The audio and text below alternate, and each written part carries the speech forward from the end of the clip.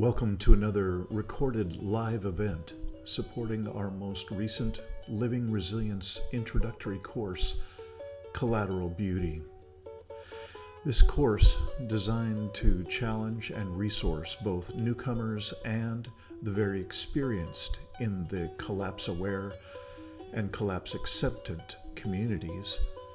Each recording in this series is from either the Saturday or Tuesday online Zoom gatherings intended to deepen an embodied and shared experience of this inner work of collapse in the course called Collateral Beauty.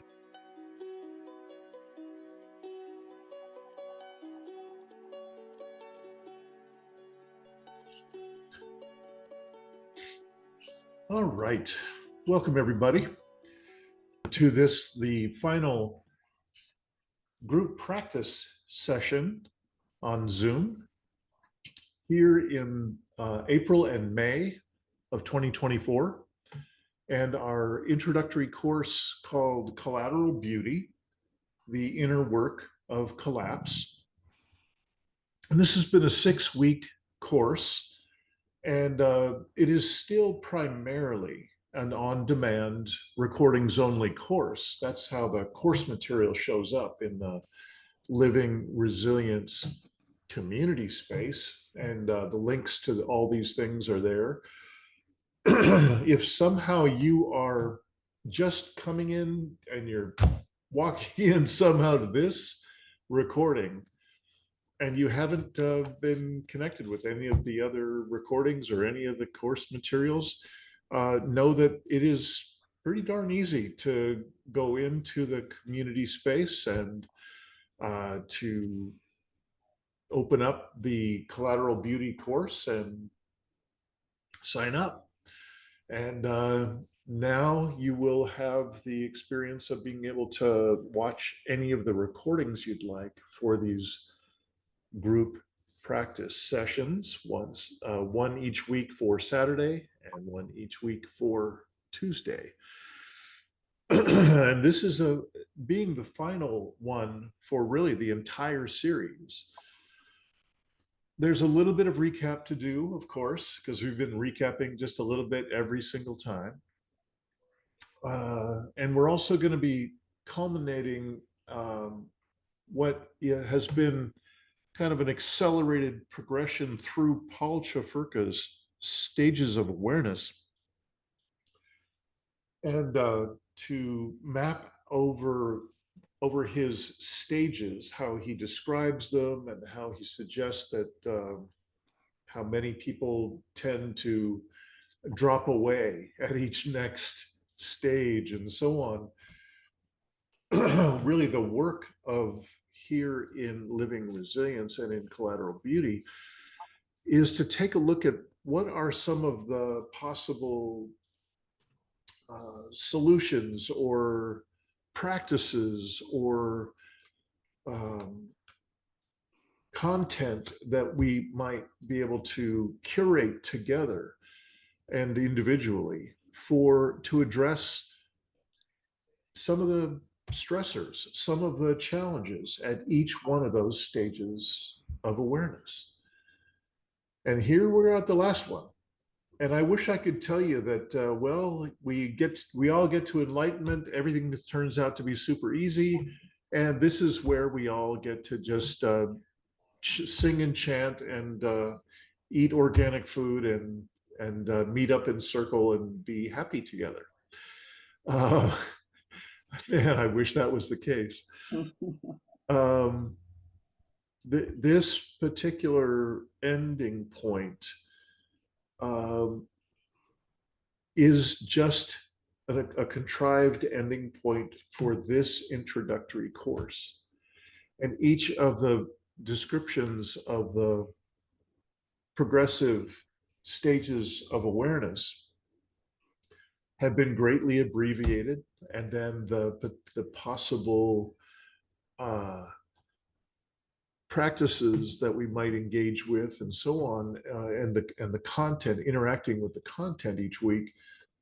It also has been, if this is all new to you, this has been really impossibly brief introduction to each of these stages of awareness and each of these curated sets of potential practices you might want to engage with.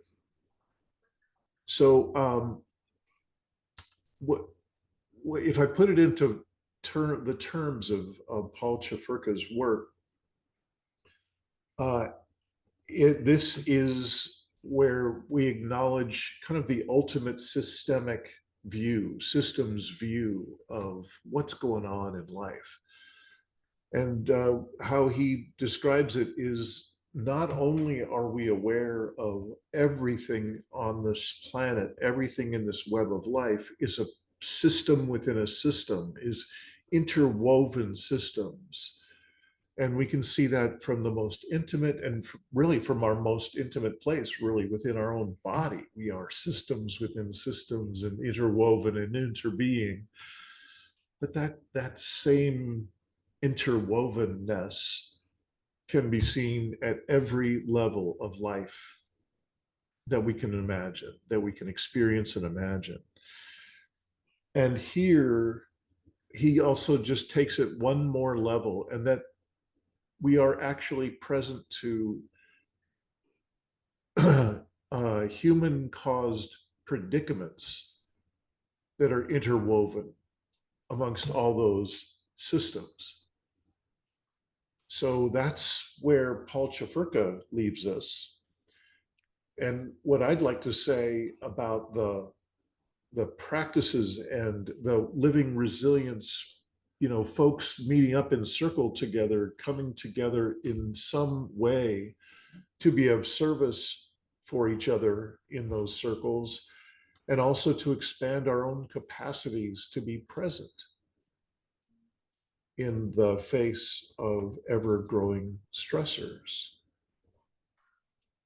And in my experience, and really why I've put together this body of work and offer what I offer, is consistently my experience is that if a person sincerely takes on some of the practices we've talked about along the way, the ones that help you realize and expand the things that matter most to you, how can you be more present the next time some big event happens in your area, your town, your family, your job, whatever?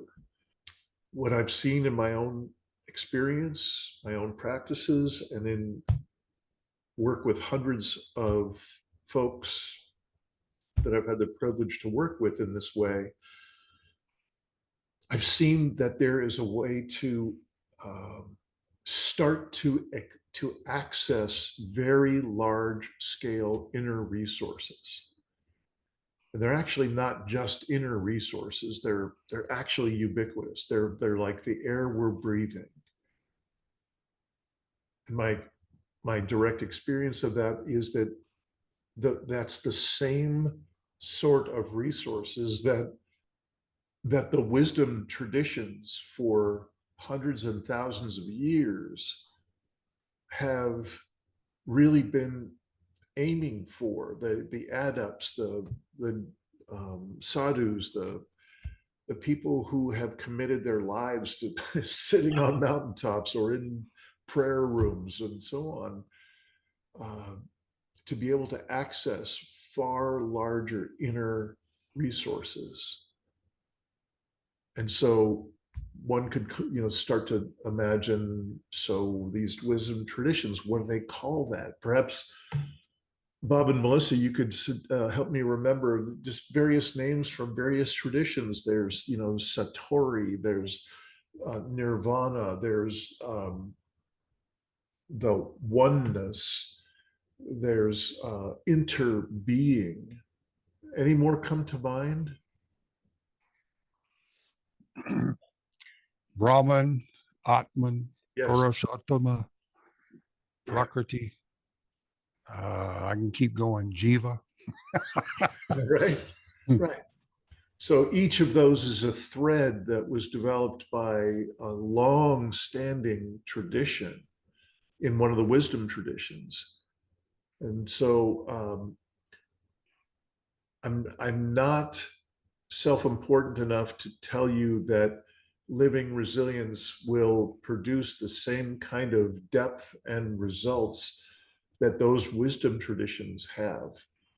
They're they're so extraordinary in their traditions, in their long-standing uh, structures of psychospiritual development. So, but what I am saying is that there is a way in this greatly compressed time. We don't have a lifetime to be able to pursue a psychospiritual tradition. But what we do have is a way to access more and more of at least a toehold, a little bit of traction in the direction of that oneness, of that extraordinary interbeing that we've only been able to mention in small blips in this 6 week mini course. So what I'm fond of calling this state, this ineffable, ubiquitous uh, state, is the implicit. That's what I've come to call it from, and it's just a way of describing it from one of my favorite resources in this whole topic, this whole field. Dr. Ian McGilchrist has an extraordinary body of work in which he has really laid out a very functional and profound body of work to help us answer the question, how is it that we have created a self-terminating system and we seem to be completely helpless to truly turn it around? And I am doing I'm doing his body of work no justice whatsoever, but he has two books that he's put out with thousands of pages, and you can see hundreds of videos of him on the internet. What I have so appreciated in his body of work is he really starts with what matters most to him, which we all, in this body of work, you may have noticed, we uh, invite you to come up with what matters most to you first and foremost as you start to do your journaling in this work. And what matters most to him is his version of the implicit. It's quite beautiful how he can talk about his decades of extraordinary work in putting that body of work together. And it all starts with and is founded in his love of the arts and music and uh, great literature and poetry and so on. So that, dear friends, is a little bit of a taste of what awaits you if you wish to, this is not the only path by any stretch that invites a person to find what matters most to them and then to be able to expand out that those practices that will help them realize what matters most. And to be able to do that through that which enchants them, that activates their system with that implicit, that direct experience of the implicit. I often do this when I'm describing what is this implicit thing. Is there's actually a functioning body within my body, is what I like to call it, which is the implicit. And just look for yourself where the most important occurrences in our life, where they show up, how you register them in your system. So when you're present to the birth of a child, Perhaps when you experience an orgasm, when you have a profound moment of connection with someone who's very ill or dying, and there's a profound connection that somehow cracks through that illness and whatever the struggle might be. Each of these is just a small sampling of what I myself have experienced in this implicit core. So I just wanted to articulate a bit of this territory so that you might know some of the territory ahead if you choose to expand into it, if this is resonant for you. And you, of course, will be the person who curates what will be the practices you'll engage with that will expand your experience of that. What will be the practices you'll engage with so that you can have some way of engaging with people that stands in the face of all the polarization and loneliness of our world right now? How will you crack open to make those more sincere connections? How are you already doing it? Perhaps you already have a robust practice in that way. I'm drawn back in my own memory to a couple of weeks ago, we were spending time talking about Dia Khan, the filmmaker, woman of color, who had at the time taken on the challenge of making films about groups of men in the USA who would rather harm or even kill people like her. And it still takes my breath away every time I think of what she has created, the presence, the possibility of creating that kind of presence that was so potent that it disarmed those men. It just, yeah.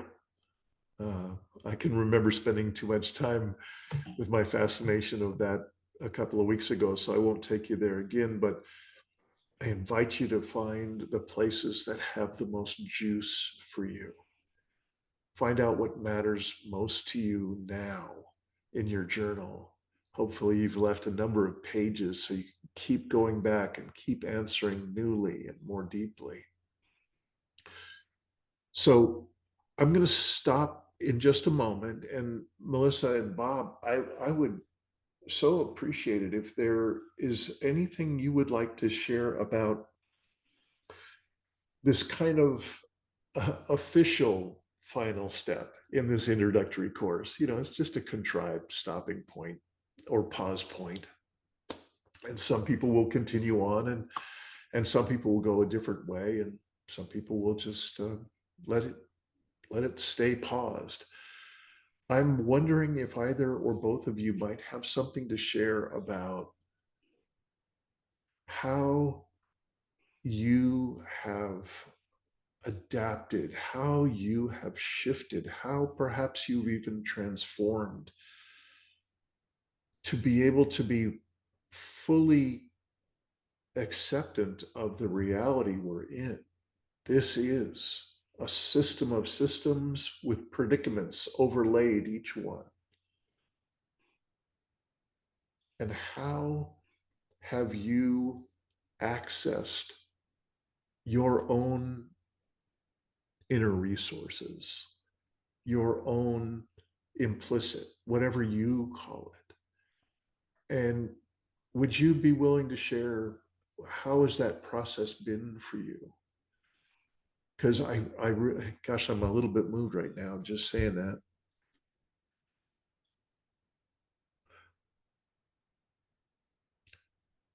Because really, bottom line, from my point of view, that's what this work is all about. This is the foundation for the rest of life, as I'm aware of it. no matter what the timing is, no matter what collapse happens or doesn't happen, no matter what extinctions happen or don't happen, this foundation of our own connection with the divine or with the implicit or that which matters most to us appears to me to be at the core. So now you know my particular words about it and framing for it. And I would invite, if you'd like to share anything about how you frame it and how this journey has shown up for you, I'd appreciate it. Well, I could say a few things. You're very well said, Dean. um, well, my implicit, uh, I think of it as openness because I spent a lot of time, I was an only child growing up, so I spent a lot of time by myself. And I did love, I love nature. I used to spend it outside, spend time outside by myself. But I was always afraid of people and how people interacted with each other for various reasons. But so I have a meditation group, a meditation practice with other people, and it's mostly based on just what's going on now with these people who, some of which have addiction problems. I'd say all of them have addiction problems to varying degrees, and some of them have been clean and sober for a long time. So my dedication to that is it makes it so that it isn't complicated for me at all to think of it that way. And the meditation and openness part, the practice of that is to go outside of this sort of meeting room, or which the meetings sort of like here, people listen to each other without a lot of back and forth or questioning and everything, so that you can be heard. But outside, when you go outside of this, then there's all of the other things that are happening that it says are creating greater and greater stressors, which I totally feel that's happening. And to maintain the openness and being willing to listen to what other people are saying, and also to protect myself from situations that start to, you know, accelerate uh, because of the stresses that are happening. Um, the the idea, my own meditation practice just involves being open and listening. Sometimes it involves falling asleep when, but what matters is being willing to communicate with other people uh, and not, I mean, we, we were just having a conversation about people who are, you know, not willing to listen to what's or watch what's going on in the world now, the climate change and all of those things. It's very distressing, and how we're likely to, you know, how the political situation is likely to elect someone who has no thought of these things at all. And so to meditate on that situation when it happens is going to be very important to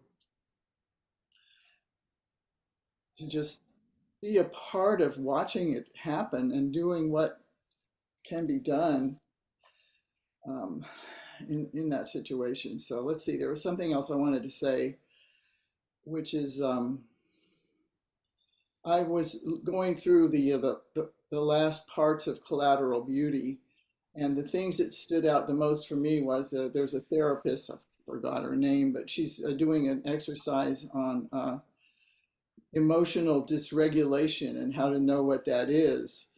And I think that is a good point that she makes, because there are lots of things about, she was saying, well, you should just feel your feelings. Like, this is sort of the conventional wisdom, and this is probably true for a lot of people who don't want to feel their feelings, because I don't want to feel mine sometimes, but feeling my feelings in a situation where I might explode or hit somebody else, that's emotional dysregulation.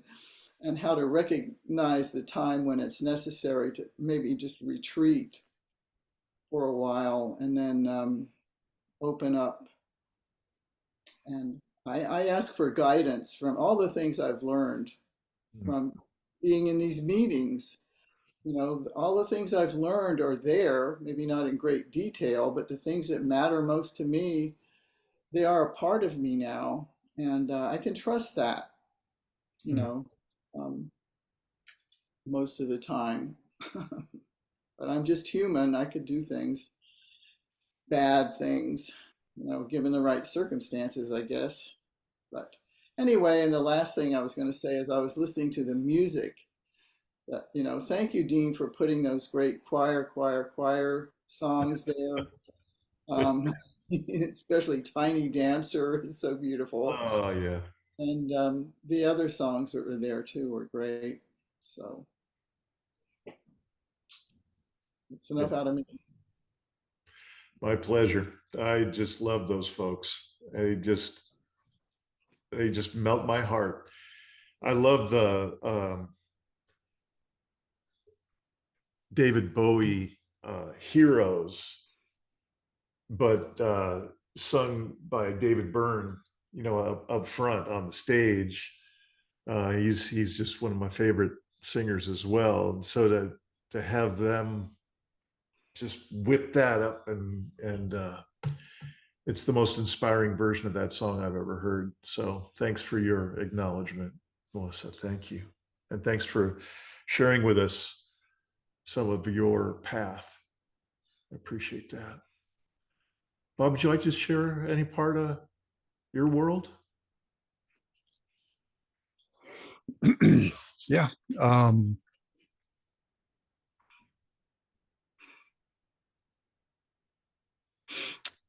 each of us is at a different stage on our own path. And the resources you put together here uh, can offer good insights into many people that are looking for an alternative to the pain they feel inside, the psychological discombobulation that they have. Otherwise, they're not here. They're just business as usual, status quo, consume, consume, consume. Uh, and so if people reach here, which I hope more and more people do, the resources are very valuable and they're applicable to different people at different stages of their development. And I believe can help increase um, their awareness and open up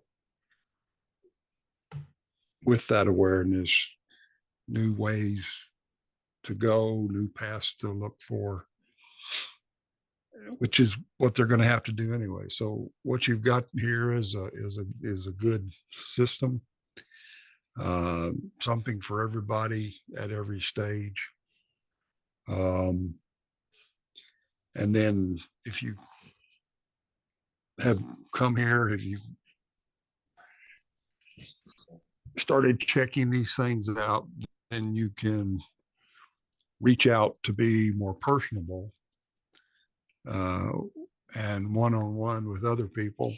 And if you don't have that, you can come to you know, places like safe circles and stuff like that to talk with other people that are aware of the different stages at different places, but still lending a caring and an empathy and a love and a sense of community.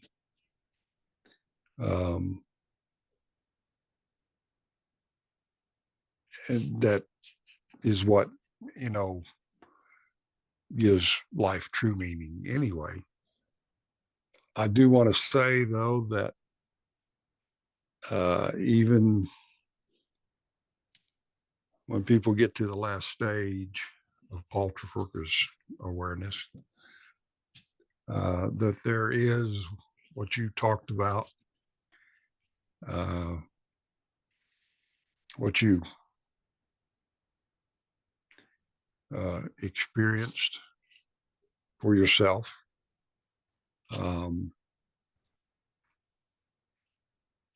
At a level, a place that's higher than the normal human mentality can take you.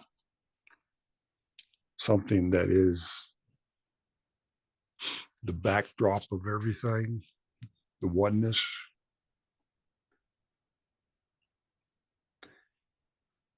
And ultimately the beauty. So you've named this course well, but ultimately the beauty that is that gives you that state of bliss, that state of ananda, that state of happiness, for lack of a better word, that is internal and not external. At my stage, I feel like that anything we're still using our human mentality for has to be surpassed, and we have to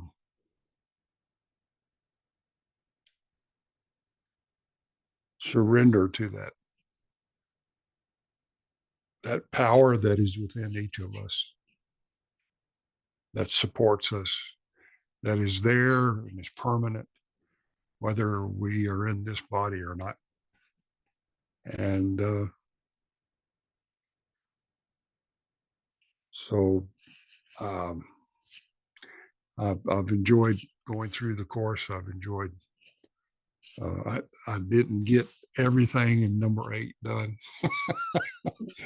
I'm going to go back and try and finish that up. I got through 6 and 7, but I didn't get everything in 8. And I'll recommend this to people in the future.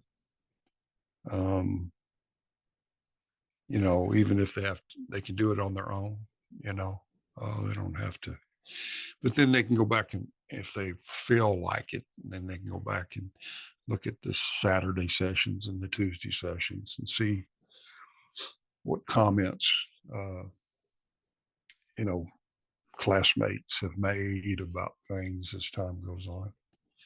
So there's a lot of things to talk about, but we're going to be short on time here. So we got about 20 minutes left. We'll just I'll leave it at that for right now, but I appreciate what you've done. It's a lot of work what you've put together, and it's going to help a lot of people. So thank you very much. I hope you're right, Bob. And thank you so much for sharing from your path and your experience. So appreciate that. There's a couple things I would like to mention, because I promised back at the beginning that this would stay a very alive thing, this course, and really this body of work. I'm really over trying to make something that fits everybody and is the right fit for people at every single level and so on. I'm doing my best, and that seems about as good as it's going to get. But I'm also really keeping my eyes open for what what is a better expression or a deeper expression or possibly a more transformative expression of a particular topic from one of the weeks. And I want to just mention a big change that I just put in a few days ago. So, if you are watching this and you happen to, somewhere in April or early May, went all the way through the 6 formal sections of the course, you may have done some different pieces for this section 6. And it's going to be there for a while. You're welcome to come back to this course, and it will be different next time you come back to it. I'm going to keep it very alive and moving and changing. And particularly what I'm talking about in these past few days is I've included an interview with an education expert named Zach Stein, and he does an interview, quite long one. So I'm sorry. I know there's a lot of different videos and a lot of content. Thank you for your patience, but this is so worth it. I just would not bother you with it if it wasn't just top notch, and this is extraordinary.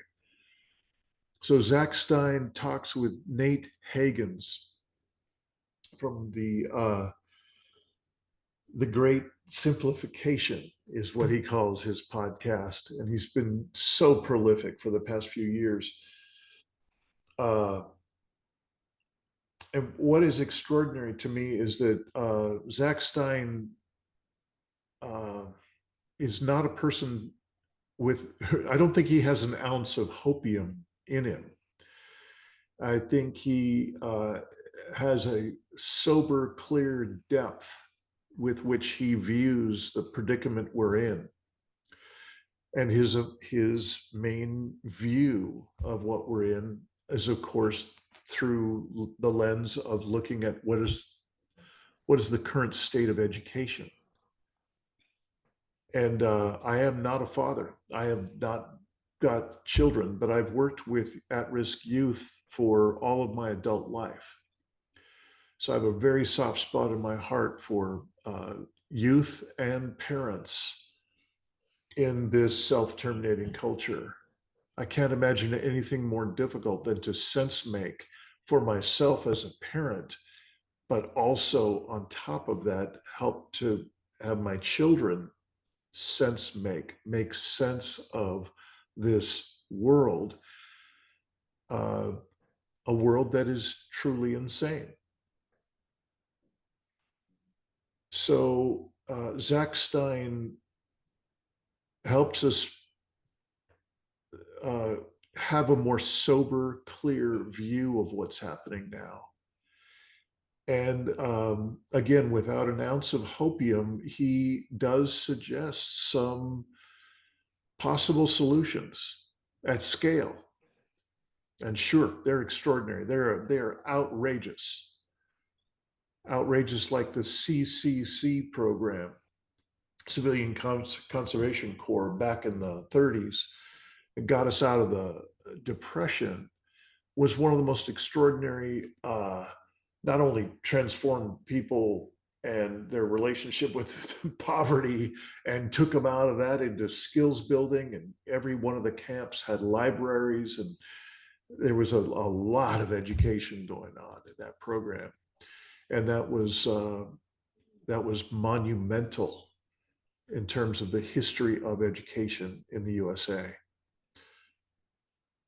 He tells us about that, and I've got to say that I'm very moved by his work and his suggestions of what's possible, and his very sober realization that it's unlikely that we're going to see that scale that he's talking about.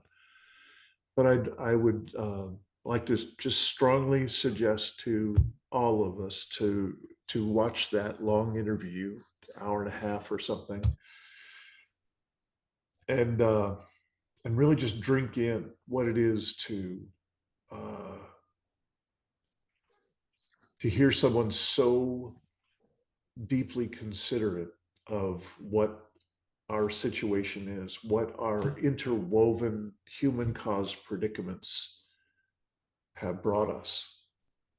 And he's still bringing his best game to suggesting what's possible that we might do together to shift something there. There's another change that I've already mentioned to y'all last week, but I've recently included in these last sections of the course, in the long, I believe it's in the long form extra section of material, the interview with Thomas Hubel on the topic of healing trauma at global scale, and his interview with Francis Weller, who works with soul work and grief, especially grieving as a sudden community, people coming together to grieve together. Again, this is an offering of sheer poetry of these two folks, two men sharing the beauty and the strength of each of their bodies of work. And I'm hoping that some of you will find, whether it's with Zach Stein and you're a parent and you find his work inspiring, or Thomas Hubel, if you have any experience whatsoever of residual trauma in your system, or if you're aware at any level in our culture, global culture, the severe cost of unmetabolized trauma in our system, which the USA is just saturated with deeply toxic trauma, and really the dire need for Hubel's work and work like it around the world for the rest of our lives, helping to bring us to a clearer, more resilient foundation of coherence with one another, rather than this traumatized person meets traumatized person, and it continues to ripple out, further echoes of trauma upon trauma. This is really a possibility of discontinuing that echoing generation by generation. So I hope you can find some hope, and I'm very cautious using that word in the collapse aware and collapse accepted communities. I'd be kicked out of the club if I use that word too much. But I mean to say that really, no matter what we see out ahead of us, no matter what timeline you have on when collapse will be inarguable, when it's going to be right in our face, I'm inviting you to find what matters most to you. Find others that inspire you, that are doing something in the face of these dire circumstances that we are facing. Find a way to bring just a bit more love and coherence to our relationships. I don't know that there's anything more important we could be doing than that.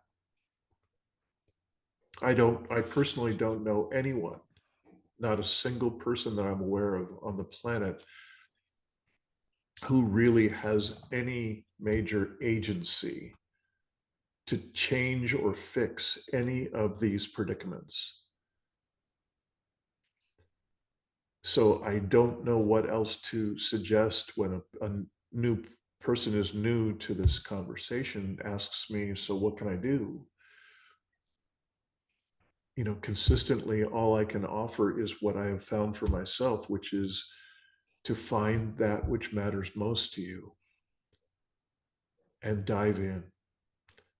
Dive in to expand your capacity to be more present and to be more of service to those you love in these coming times. of expanding stressors. So that's really the punchline. That's really the I see you, Bob. I see you. I'm not going to sign off. I promise. I'm going to go right to you. Hmm. But I just wanted to say kind of that particular summary of what this whole thing's about. This whole living resilience and this introductory course of Collateral Beauty and the additional sense making course that's waiting if you find that useful. Um, there's also previews of coming attractions. There's a deep commitment in myself and in others putting together this work to find further articulate the inner work of collapse, and also the word intimacy, that the deepest imaginable intimacy is available to us as one of those massive inner resources we can touch together as we do this work. So that was what I wanted to summarize. Thank you, Bob, for being patient. And what would you like to add? When you update course materials, Yep.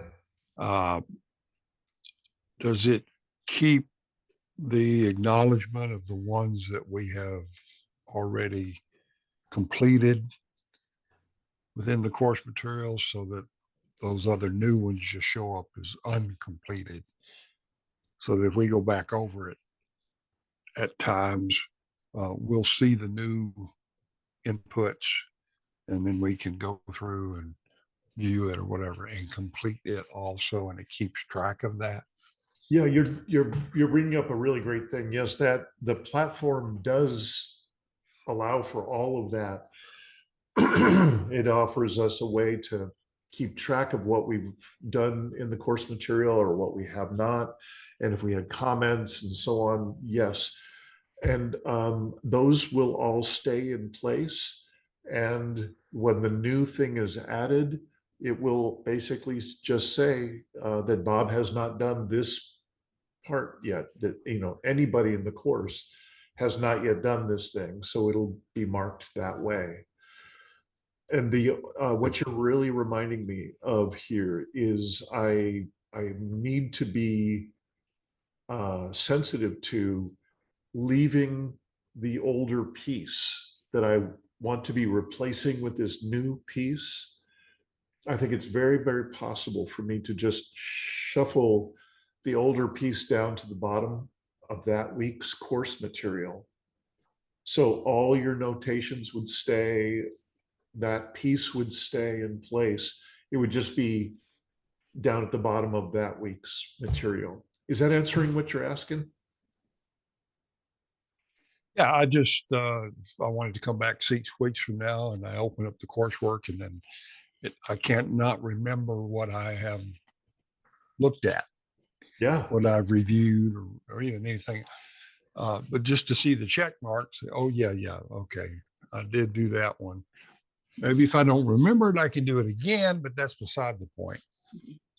I can at least identify the new stuff for sure, not just say, I don't remember if that was here 6 weeks ago or not, so Yeah. kind of thing. So, Yeah, those markings should be there.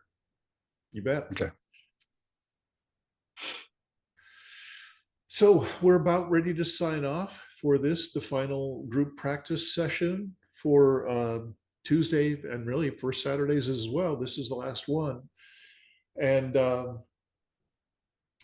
we've done it a couple of times before, and each time it's been pretty sweet what you both have shared. Imagining that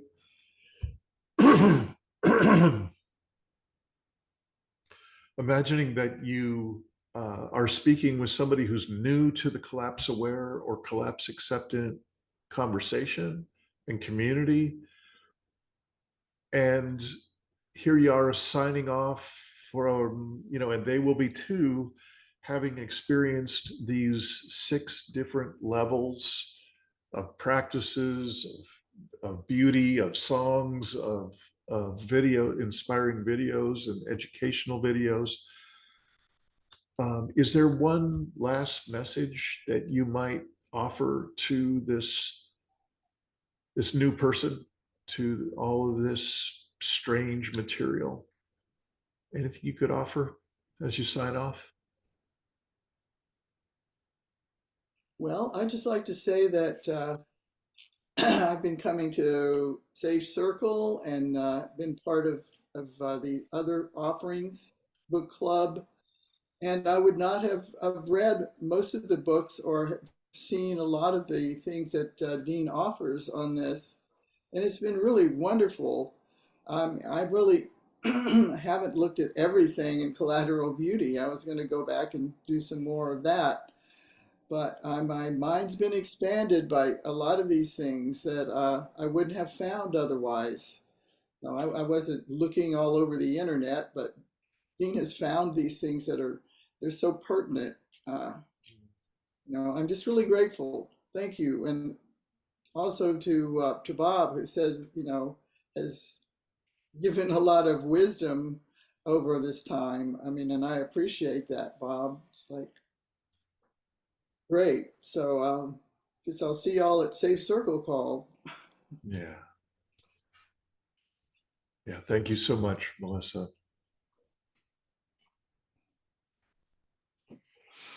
Yeah, and I would, if I was talking to a new person in here, I would say welcome. You found some very good resources to help you, and ultimately, I think you're going to end up having to, whatever your purpose is, whatever you feel passionate about or anything, don't feel passionate about it in a human mentality, because the human mentality is what got us into this in the first place. And it doesn't mean your passion is wrong. It just means I want you to consider that your passion has a basis behind it that supports it. That may be the subject, but you color the passion. You make it what it is. If you bring those colors from within you, if you have the constitution of a diakon, where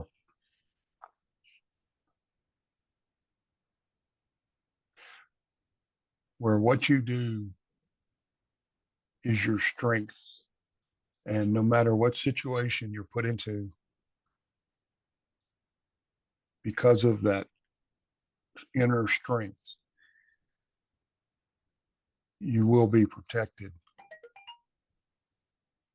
Um,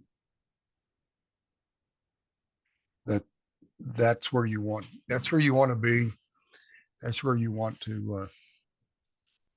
That's how you want to view the world eventually, in your own way, not her way, but in your own way. At